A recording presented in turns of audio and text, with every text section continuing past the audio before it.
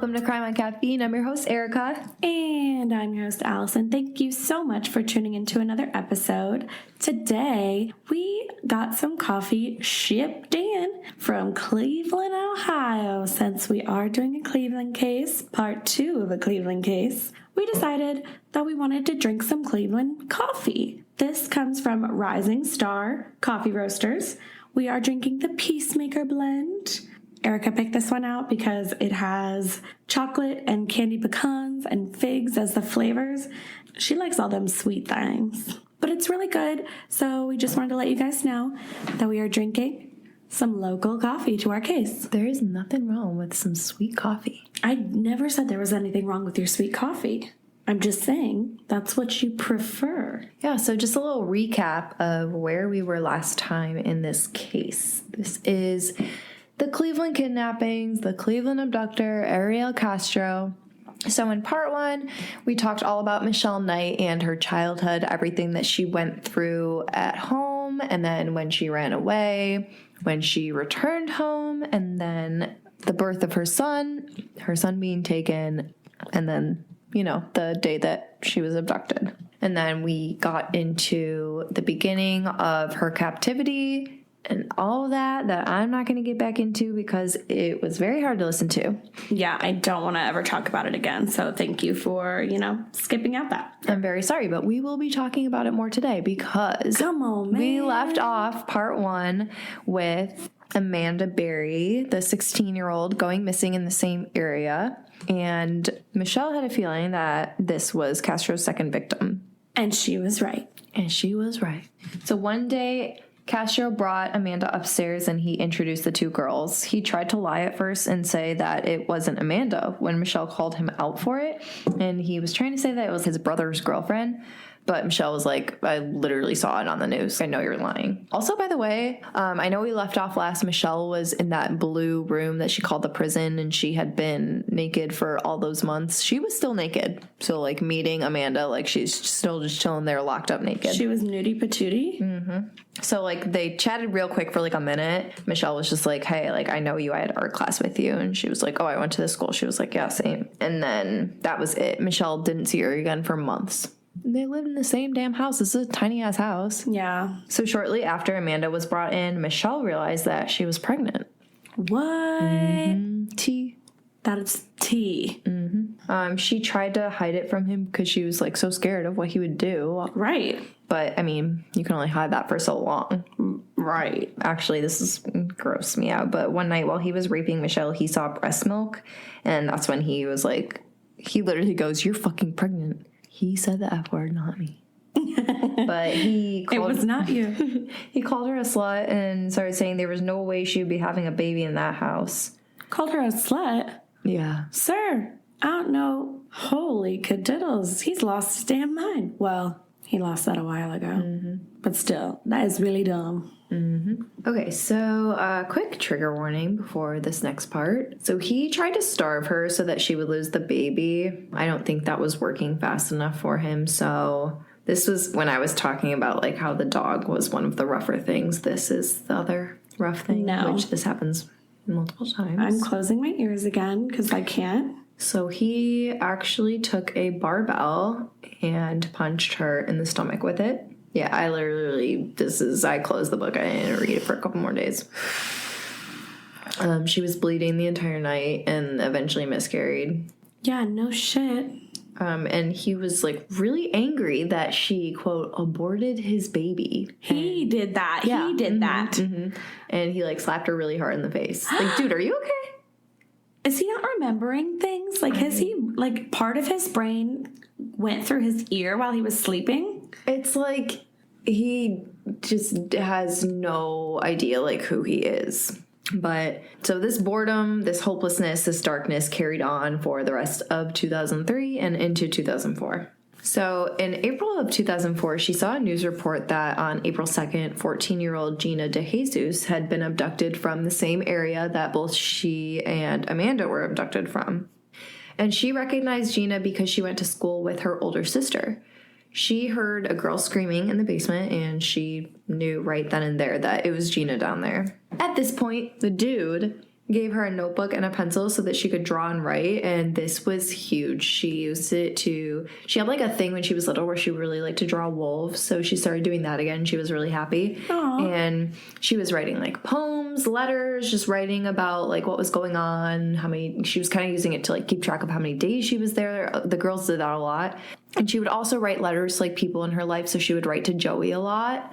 But the notebook was definitely very helpful for her. But they would run out of paper, and like sometimes he wouldn't buy them more, so they would have like nothing to write on anymore, and they would get really sad. But he was pretty consistent with buying them notebooks. I don't know why. He was just like randomly nice, but the fact that none of them ever had like Stockholm syndrome is kind of crazy. Yeah, I was thinking that too. That's weird that you just grabbed that out of my brain. A few weeks later, he brought Gina into Michelle's room, and he tried to tell Michelle that it was his daughter. Obviously, she didn't believe him again, but he actually started to leave them like in the same room a little bit later down the line.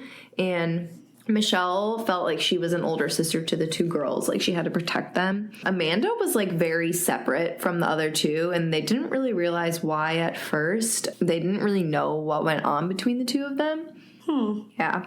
Weird. But Gina started to tell Michelle about how she got in the house. She was saying that she was walking down the street with Castro's daughter, Rosie. They were best friends.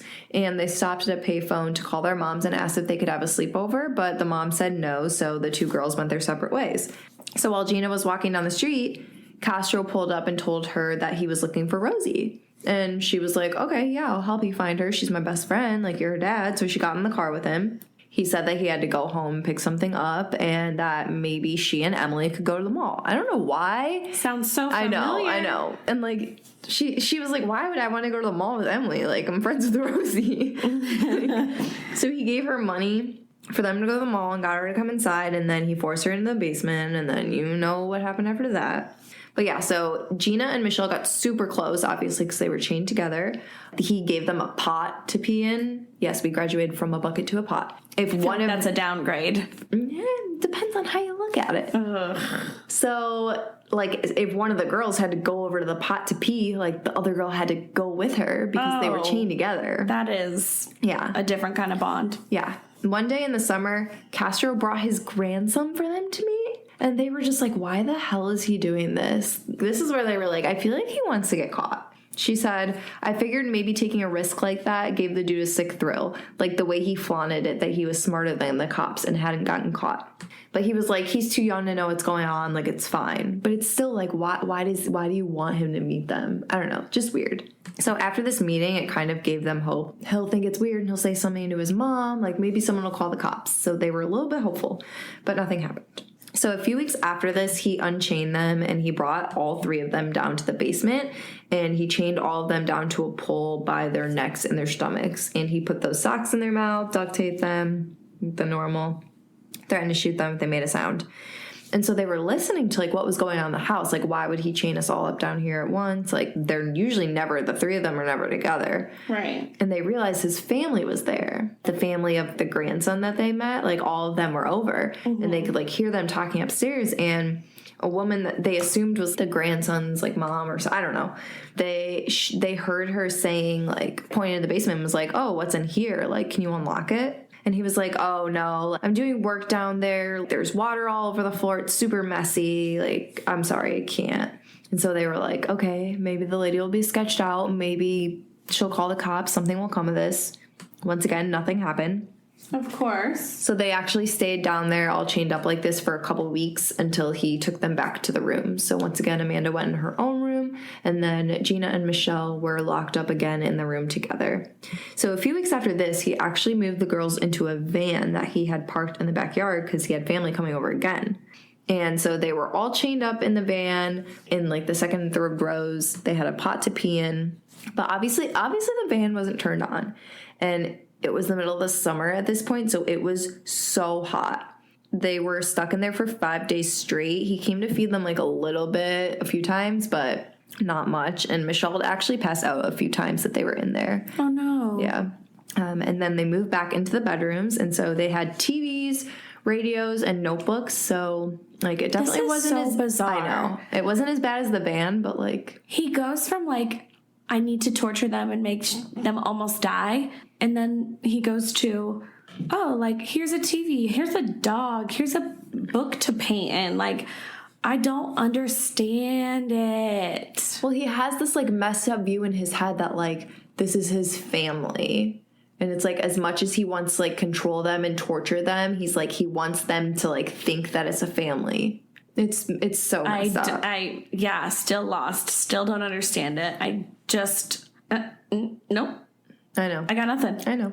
In 2004, he started to allow the girls to move around the house as long as, like, he was within reach. So they weren't just, like, chained up in the bedroom. They were allowed to, like, go in the kitchen and go downstairs and things like that. So they could, like, cook in the kitchen and stuff and just make little things. In January 2004, the authorities actually showed up to the house. Child welfare officials had alerted authorities that Castro left a child unattended on a bus. I don't know if I said this, but he worked as, like, a school bus driver. As he should not. Yeah. Nope. When authorities showed up, no one answered the door, so they were like, oh, well. What? Yeah, so they left. They later spoke to him, and they were like, yeah, there's no criminal intent. Like, it's whatever. You're kidding. Nope, moved on. This will happen a few more times. That makes me so mad. Why? Oh, just go in. Go in the house. You do it with other people. Why can't you just go in? Mm-hmm. Yep, you're gonna keep saying that. So one night, so he would, like, give them alcohol. I think at the beginning, Gina and Amanda were like, no, I'm too young. But Michelle was like, sometimes I just, like, needed it to just survive. And so there was one night when they were all drunk, and he's so fucked up in the head, I can't. So he hands Michelle his gun and is like, shoot me. What? And she was like, no, like, get away from me. What? You're crazy. So he took the gun, he puts it up to her head, and she's, like, screaming. And he went to pull the trigger, but before he could do that, she, like, knocked it out of his hand, and it fell on the kitchen floor. And when it landed, bullets flew out. And she was like, oh my God, you were really gonna shoot her. Me. And then she blacked out. Oh my.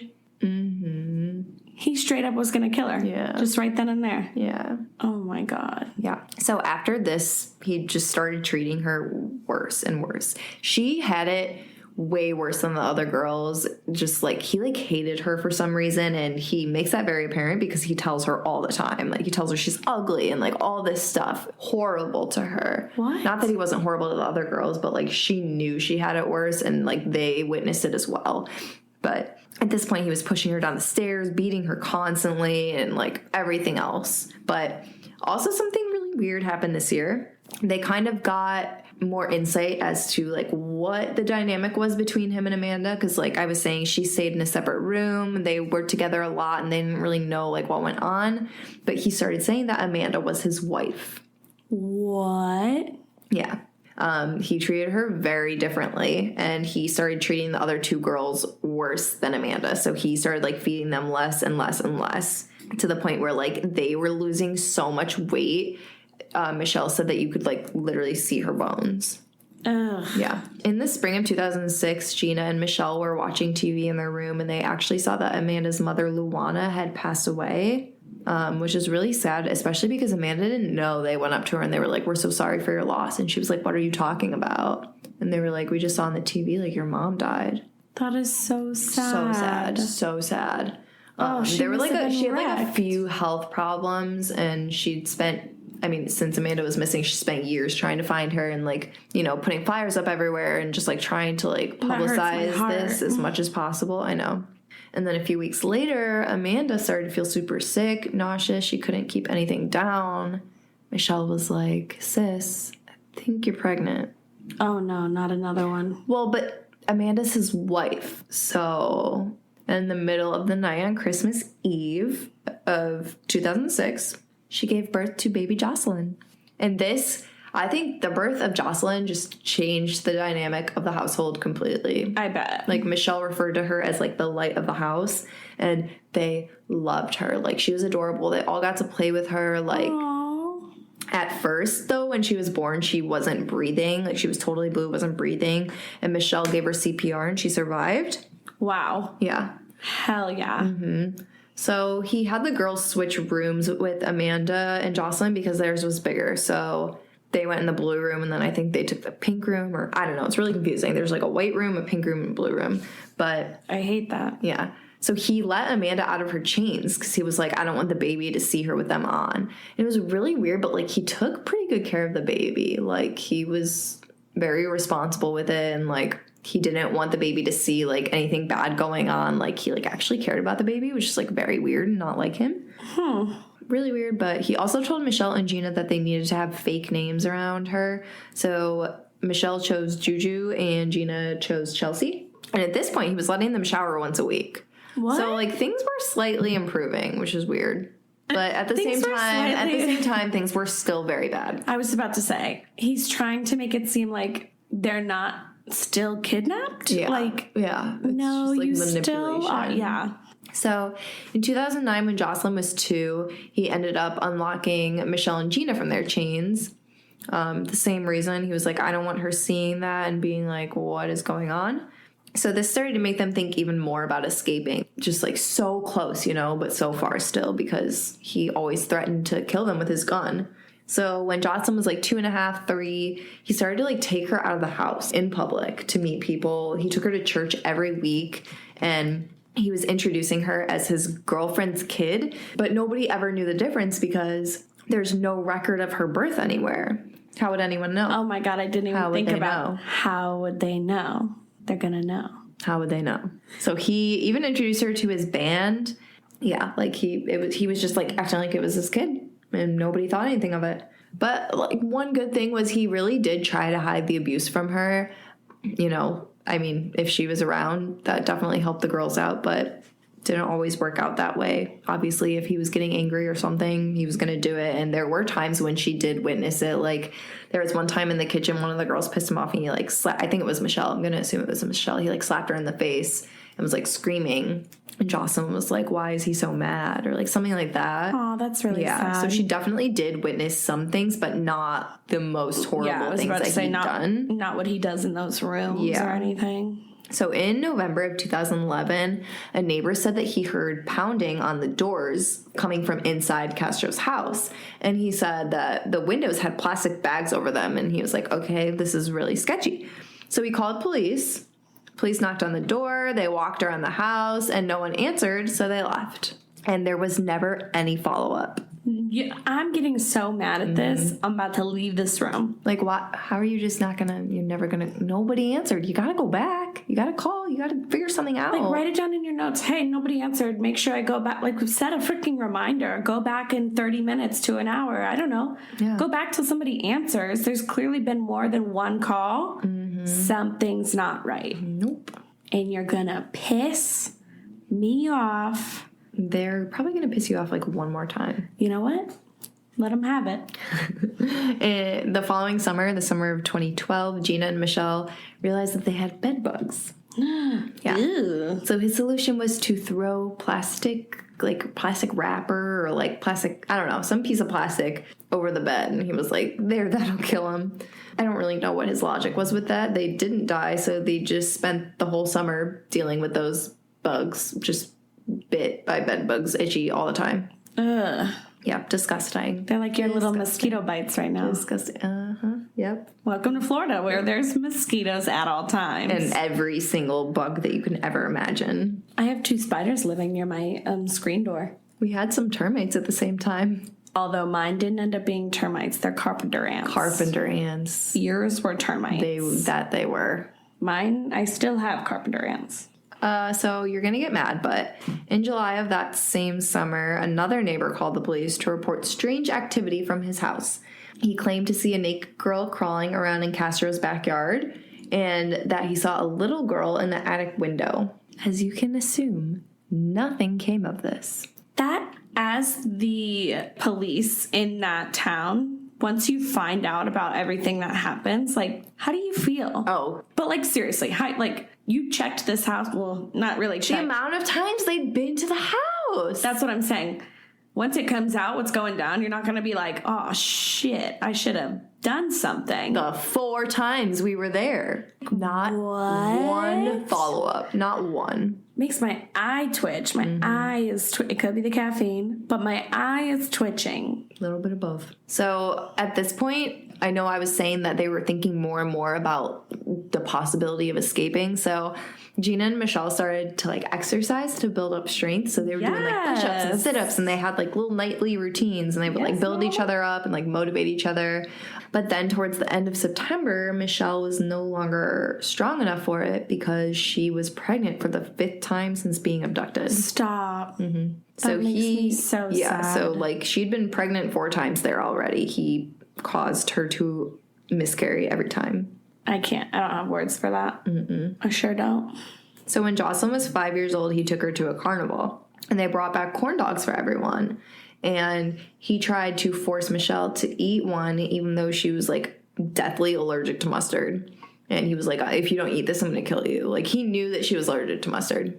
And so after she did this, she was so sick for like at least a week. She was getting sicker every single day. Her face was puffy. Her throat was swollen. And towards the end, she was unable to move. And she said that she was in more pain than she'd ever been in before. And like, think of all the shit that she'd been through. Oh my gosh. That's how bad it was hurting. Like, she couldn't even open her mouth enough to eat and drink because her throat was so closed and her face was like so swollen. He ended up like giving her like a bottle of medicine. I think it was like cough medicine or something, and it helped with the cough, but it didn't do anything about the allergic reaction. So it was give like, the girl okay, some thanks. Benadryl or something. Yeah.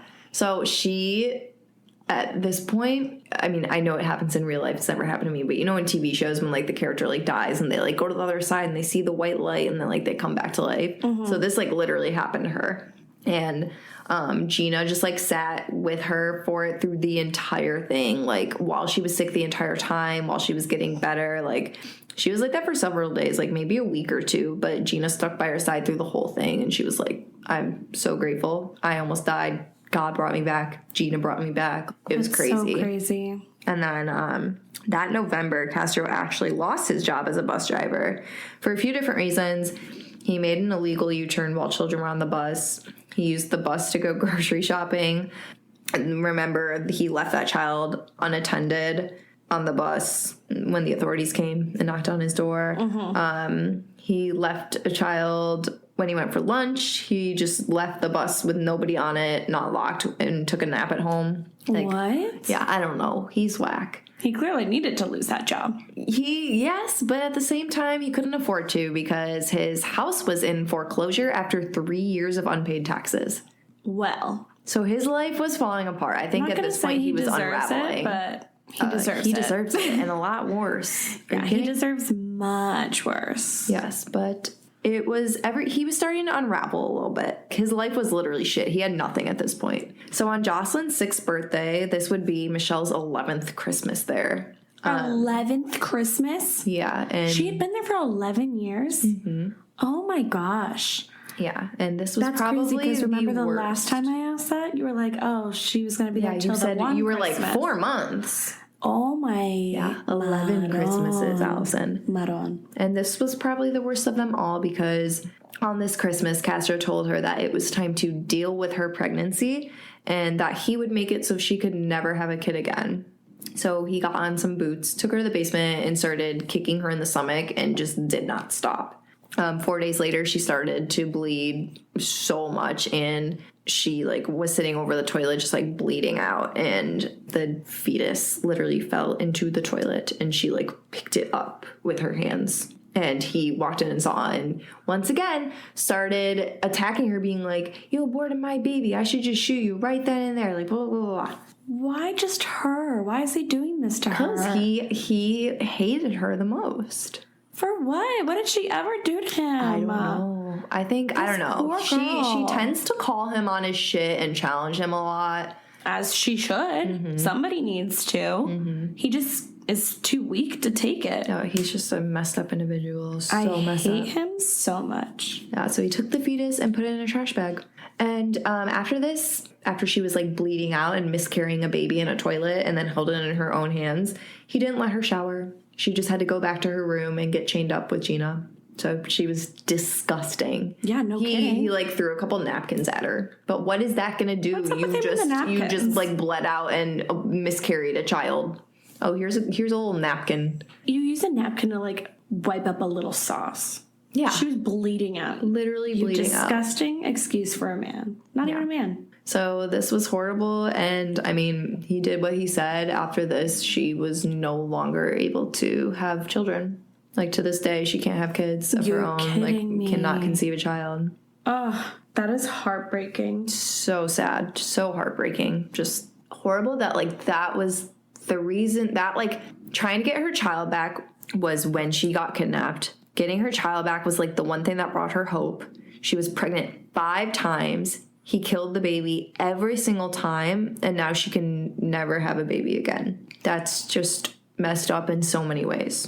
Just feel for her so badly. I know. So then in the spring, we're in 2013 now, he had Michelle come outside with him because he wanted to, like, build a garden.